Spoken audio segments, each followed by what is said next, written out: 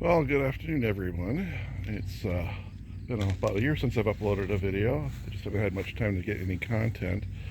Um, Normally, you'd see videos of my old '87 Dodge Dakota truck. This time, I'm filming something a little newer.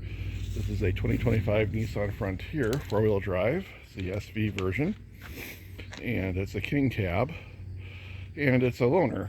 Our Nissan Maxima is in for some service, and the dealer needed a couple of days to order some parts and said that I could take this for the weekend, and I'm actually happy to do it. It's a very nice truck to drive around in. Some similarities with the Dakota as far as the engine displacement. I believe it's 3.9 liters. Of course, you have the old LA style V6 block from the Dakota back in the 80s, which was based on architecture that was probably developed back in the 60s. Here's a VQ based V6, also 3.9 liters, a lot more powerful and probably a lot more fuel efficient. I've been averaging about 22 miles to the gallon in mixed urban and suburban driving. So I thought I would just try and see how well my bicycle would fit in the back here.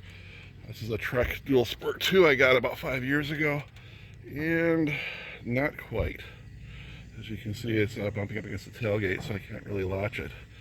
So what it would tell me is I would need to dismount the front wheel and somehow strap it down into the box. I believe there's carriers for that, or I can actually attach a bike carrier to the tailgate or to the rear hitch receiver and carry it that way. So some options of flexibility there.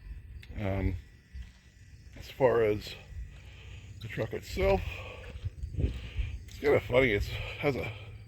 It feels very similar to the Maxima as far as the way it operates and drives. Being that the engine architecture is pretty similar. The inside is pretty basic.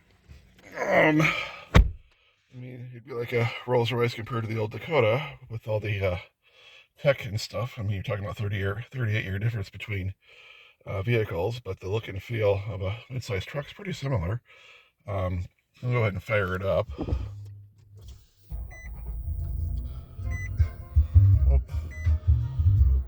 Down the stereo here. Yeah, as you can see, I'm getting about 22.5 miles to the gallon, and it has like a great center stack. You can just sort of cycle through just about everything, and through driving aids. It has active cruise control. That's actually pretty neat feature on the highway, especially in mixed traffic, if used carefully, and it will like slow down or speed up based on the car in front of you to a certain point. This feature I'm not getting used to quite yet. It's engine stop start. So we come to a stop, the engine will shut off, and then restart when you let your foot off the brake. So that's kind of an interesting deal. What else do we have here? More driver's assistance settings. I haven't gone through the whole menu just yet. Off-roading, which obviously, being that I'm driving it on suburban streets, I haven't really off-roaded very much, and I haven't really had a chance to use the four-wheel drive either. The auxiliary gauges, we have the gauge on the left for the transmission temperature, gauge on the right for the volts, oil pressure and oil temperature.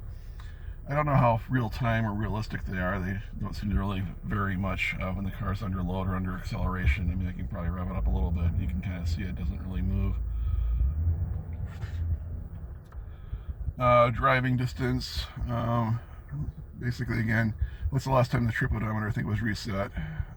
So the truck itself has 6,100 miles on it, so a fairly new vehicle. Let's see, what else do we got going on here?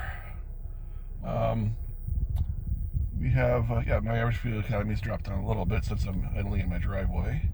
And again, coming back to the Sirius XM radio, so really very nice pickup, lots of features on it, dual zone air conditioning, center stack, with the audio. I'm enjoying Yacht Rock radio, which it's something sort of my wife and I travel together. It's sort of one station we can kind of agree on. So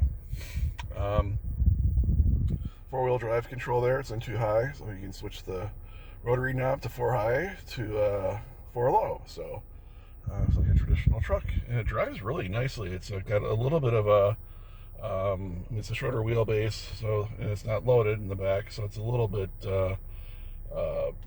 it's not a totally smooth ride, but it's pretty solid, pretty stable for a pickup, for something that's with a higher center of gravity. So overall, I'm really enjoying it, and I'll see if I get some more videos of it before I turn it back to the dealer.